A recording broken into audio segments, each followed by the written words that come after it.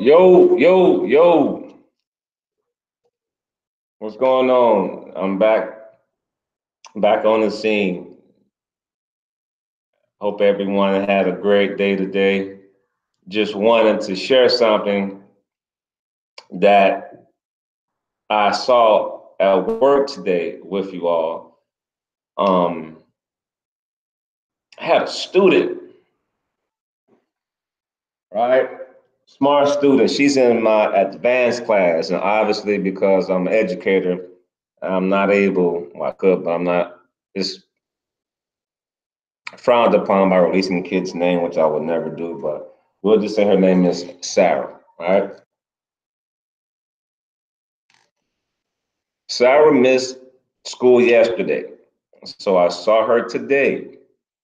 And so I said, Sarah, come up to my desk. Let's have a conversation because when it was time for her to do her assignment, she was not working.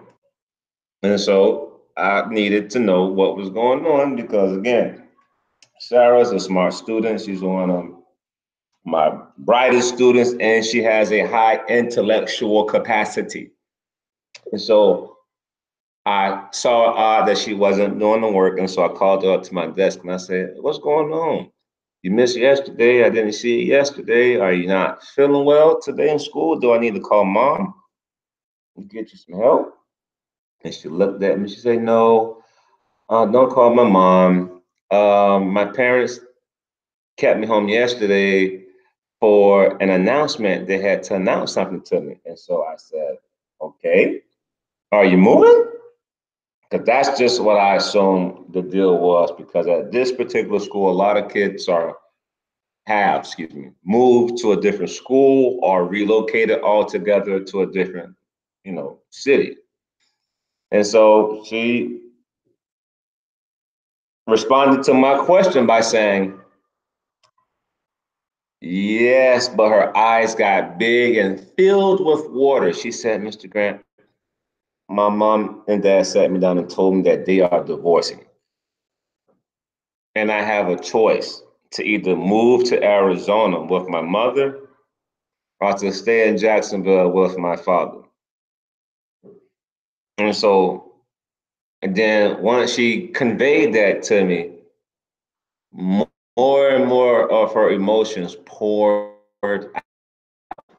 And so it was tough for me to sit there and watch her cry. And so, me being a dad, um, I had her sit down and I was talking to her to calm her down. And it led me to think about the other children who go through this. And then she also mentioned that she felt like it was her fault. And I had to explain to her, listen, what adults go through. That has nothing to do with you. You are not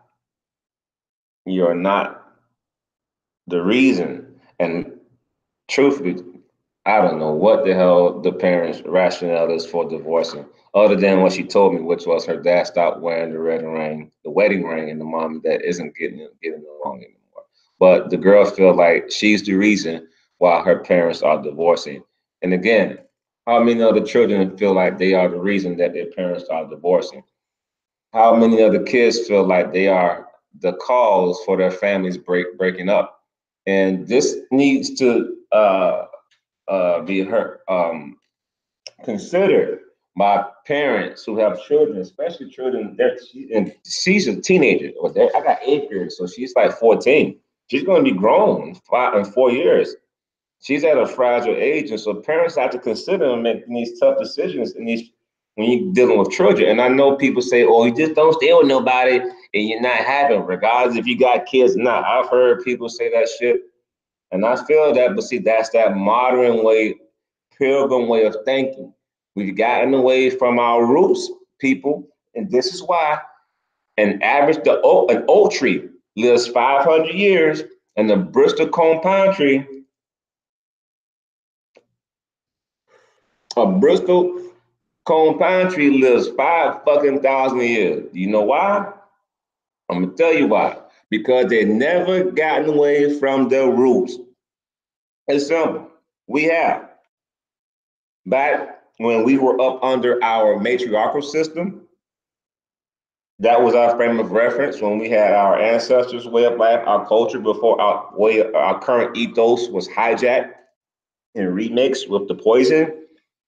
If a couple wanted to get divorced, they had to go to a council of elders from both sides of the family. Not this current shit where you go to a stranger marriage counselor.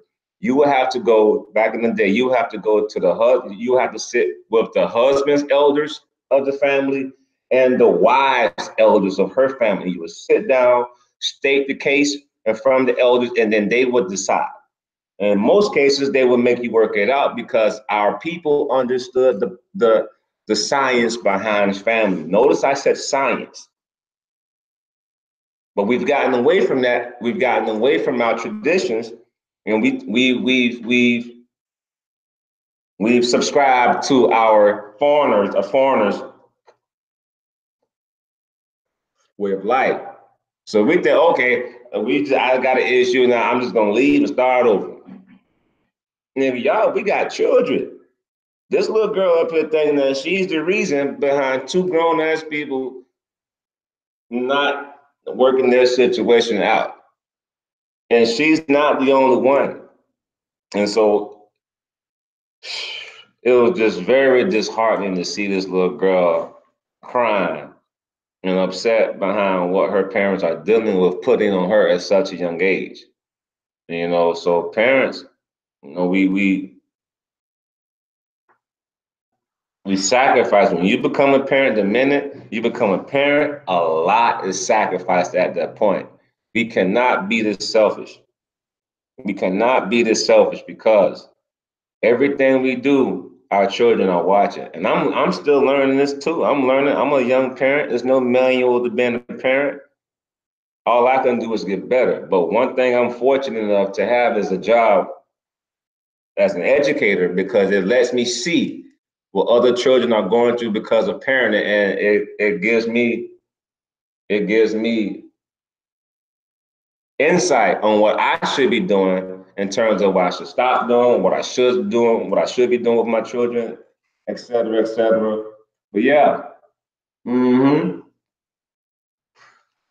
I just wanted to put that in your spirit because that broke my heart what I saw today at school. But I hope everybody had a good day. And again, take this broadcast, share it with somebody. And when you share it with somebody, you let them know. You tell them, hey, subscribe to JG's channel. And you make sure that they go tell somebody, hey, subscribe to JG's channel. You know? But enjoy the rest of your evening. I'm going to holler at y'all.